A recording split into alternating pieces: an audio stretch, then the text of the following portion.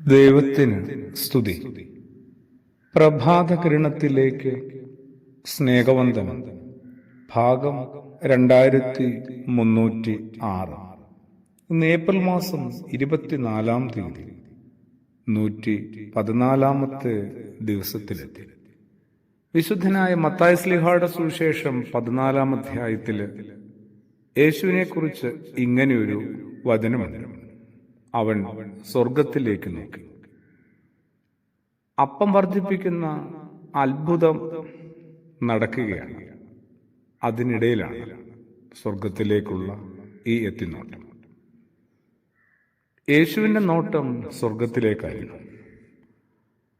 യേശുവിന്റെ ഒപ്പമുള്ള ശിഷ്യന്മാരുടെ നോട്ടമോ സ്വന്തം കൈക്കുമ്പിളിലേക്ക് മാത്രമായി ചുരുങ്ങിപ്പോകുന്നുണ്ട്. അതൊരു പോരായ്മയാണെന്നോ കുറവാണെന്നോ പരാതിപ്പെടുകയല്ല, അപമാനിക്കുകയുമല്ല.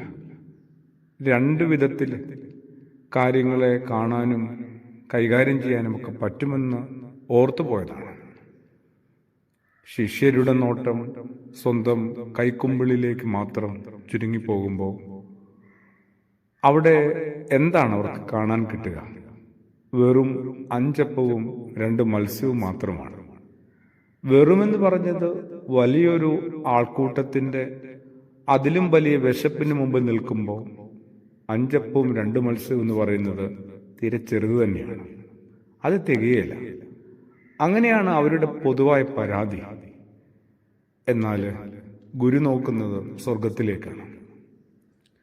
എല്ലാവർക്കും തികയാനും മിച്ചം വരുത്താനും സാധിക്കുന്നിടത്തേക്ക്, തൻ്റെ പരിമിതികളിലേക്കും കുറവുകളിലേക്കും മാത്രം നോട്ടം ചുരുക്കി പരിതപിക്കുന്ന ഒരു ശിഷ്യനാണ് ഞാൻ. സത്യത്തിൽ ഞാൻ ശിഷ്യനെ അല്ല എന്നുള്ളതാണ് സത്യം.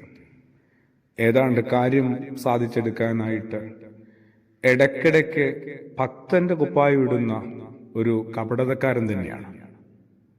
പരിമിതികളെയും കുറവുകളെയും പരിഹരിക്കുന്ന പിതാവിലേക്ക് ഇതുവരെയും കണ്ണുകൾ ഉയർത്തുന്നില്ല.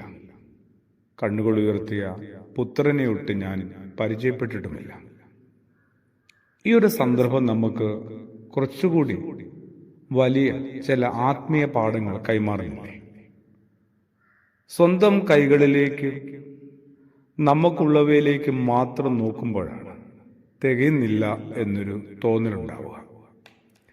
എന്തിനാണ് വലിയ റിസ്ക് എടുക്കേണ്ടത്? ഒരാവശ്യവുമില്ല എന്ന് സ്വന്തം മനസ്സ് മന്ത്രിക്കും. ജനത്തിന്റെ വിശപ്പിനെ കണ്ടില്ലെന്ന് നടിക്കുക ബുദ്ധി എന്ന പ്രായോഗിക ബോധവും പറഞ്ഞ് ഒഴിഞ്ഞു മാറും.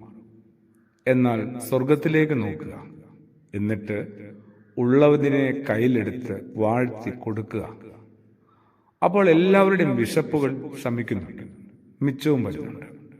ഓരോ ശിഷ്യനും ഏതാണ്ട് ഓരോ കുട്ടം നിറയെ മിച്ചം ശേഖരിക്കാനൊക്കെ. എല്ലാവരും തൃപ്തരായി കഴിഞ്ഞിട്ടും നിനക്ക് അല്ലെങ്കിൽ എനിക്ക് മിച്ചം വരുമെന്നർത്ഥം. കുറച്ചുകൂടി അവബോധത്തിലേക്ക്, പ്രകാശത്തിലേക്ക് നമുക്ക് പ്രവേശിക്കാം. ആമേൻ.